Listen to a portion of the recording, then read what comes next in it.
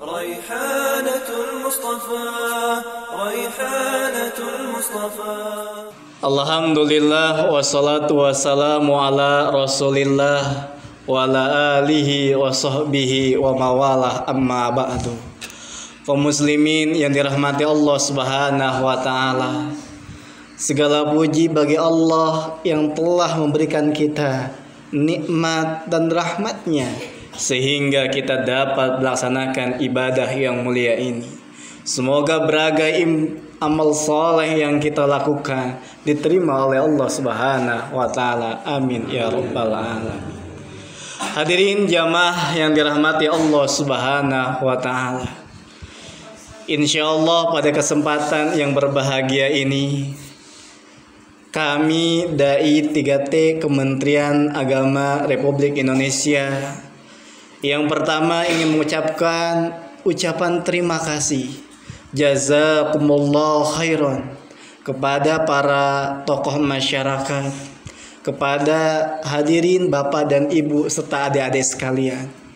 Alhamdulillah kami bisa bersilaturahim di sini, bisa menjalin ukhuwah Islamiyah, bisa menambah persaudaraan, dan juga bisa sharing kebaikan di antara kita semuanya. Yang kedua, kami menyampaikan ucapan permohonan maaf. Ada segala hal yang kami sampaikan, baik yang disengaja ataupun tidak, yang mana hal itu ada hal-hal kekurangan. Karena insya Allah dalam waktu dekat ini kami Dai 3T yang bertugas di NTT insya Allah akan kembali ke Jakarta dan ke kota asal masing-masing. Maka dengan demikian kami mohon dibukakan pintu maafnya atas segala kekurangannya. Hadirin yang dirahmati Allah Subhanahu wa taala, maka kultum singkat kali ini yakni Ramadan dan persatuan.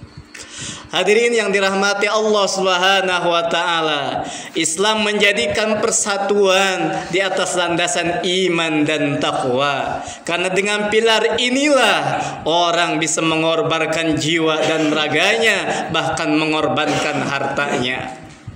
Kita lihat dulu ketika peristiwa hijrah Nabi SAW dari kota Mekah menuju kota Madinah. Bagaimana kondisi Nabi di waktu itu? Dalam kondisi hijrah, bahkan dikepung oleh bala tentara kabilah Quraisy, sehingga kita jumpai Nabi SAW sampai menginap di suatu gua yang masih kita dengar, gua Sur. Tidak mudah Bapak Ibu sekalian, itulah perjuangan. Tapi karena dasar iman, ketika Nabi SAW tiba di kota Madinah, yang mana Madinah waktu itu sudah banyak kaum muslimin yang menyatakan keislamannya dan mereka merindukan kehadiran Nabi SAW. Karena sebelum Nabi diutus ada juru dakwah Nabi, dan juru dakwahnya ini bukan seorang yang tua, tapi seorang pemuda. Namanya siapa namanya Bapak sekalian? Mus'ab bin Umair. Seorang juru dakwah Nabi yang masih muda, bahkan dari keluarga bangsawan diutus ke kota Madinah. Mungkin dulu di kota Madinah dijumpai muslim makin sedikit. Mungkin yang awalnya satu rumah, hanya satu keluarga, satu kampung, mungkin beberapa rumah. Tapi ketika diutus seorang juru dakwah Nabi Mus'ab bin Umair, ternyata itulah perjuangan dakwah Nabi.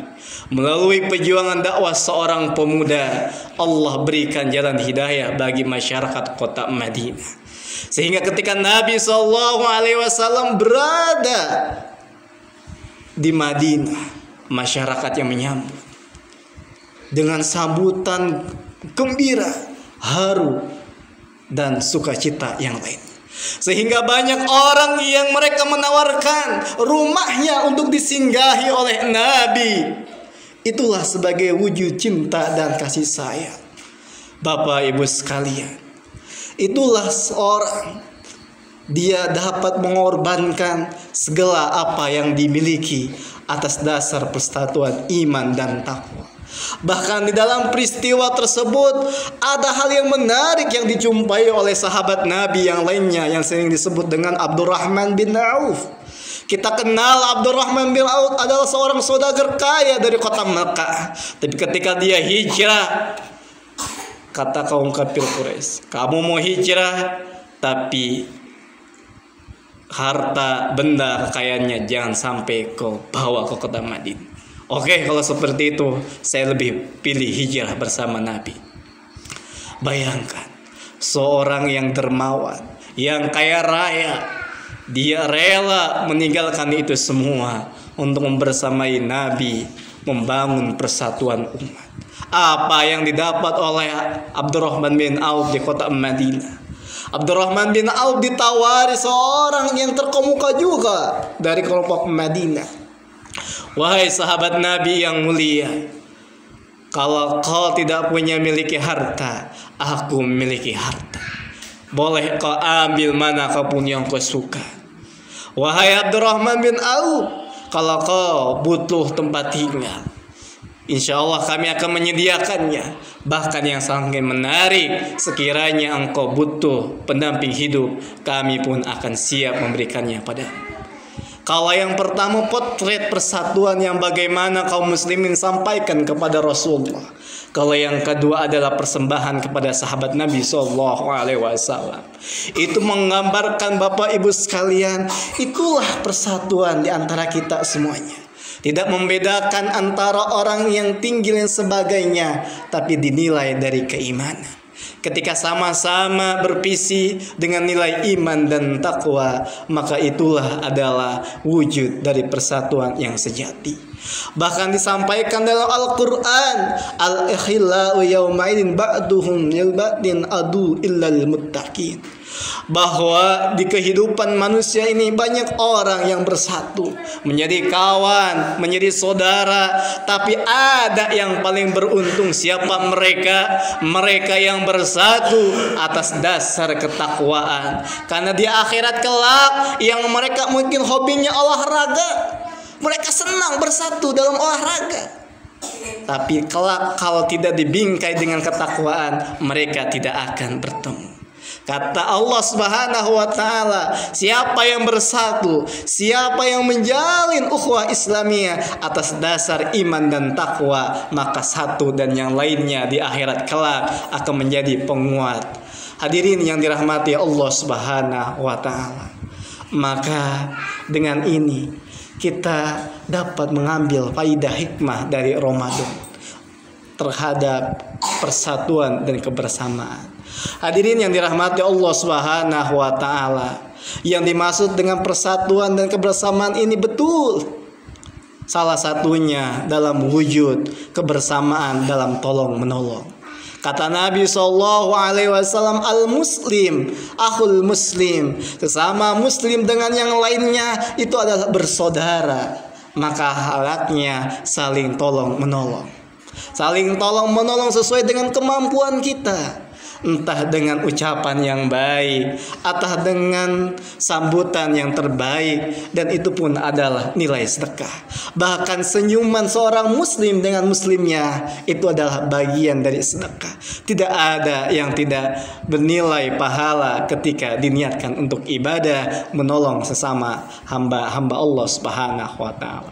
Yang kedua adalah selain persatuan di dalam tolong menolong dalam kebaikan, yakni persatuan untuk senantiasa nasihat menasihati dalam kebaikan.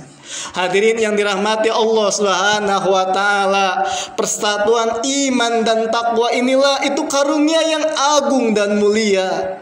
Karena dengannya bisa meninggikan derajat kita, bisa membangun semangat kita.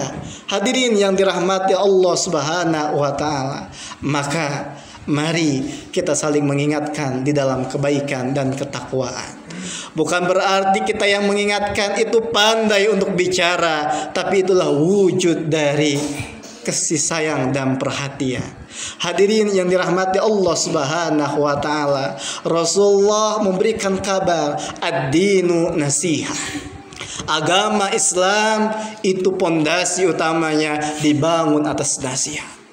Di antara nasihat-nasihat itu ada di antaranya nasihat sesama muslim. Hadirin yang dirahmati Allah Subhanahu wa taala. Kemudian nilai persatuan dalam Ramadan ini, meskipun kita tidak bersatu di dalam jiwa yang dibedakan dengan daerah, jarak dan lain sebagainya. Entah tadi ada anak dan saudara kita yang merantau jauh, entah tadi ada saudara kita yang tadinya bertugas bersama kita, namun mereka harus kembali, tapi kita tetap berada dalam persatuan iman dilandasi dengan doa. Hadirin yang dirahmati Allah Subhanahu wa taala, maka yang terakhir, dekatkanlah orang-orang yang kita cintai karena iman dengan banyak mendoakannya. Terlebih doa seorang muslim bidakhril ghaib dalam kondisi saudaranya tidak mengetahuinya. Contohnya Ahmad mendoakan saudaranya Ismail, padahal Ismail ini mungkin jauh di Atambua, sedangkan Ahmad ada di Sukabitete. Tapi dengan kondisi ini kata malaikat, orang yang mendoakan saudaranya sedangkan saudaranya tidak tahu, bidakhril ghaib, niscaya malaikat akan mengabulkan doanya.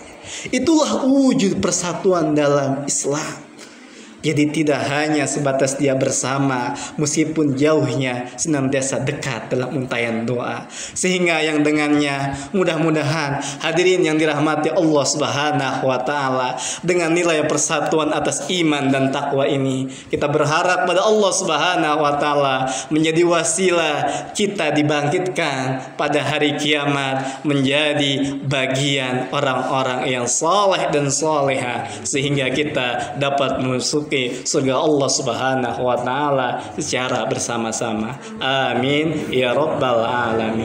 Demikianlah kultum sikat yang dapat disampaikan. Kurang lebihnya mohon maaf. Wassalamualaikum warahmatullahi wabarakatuh. Waalaikumsalam.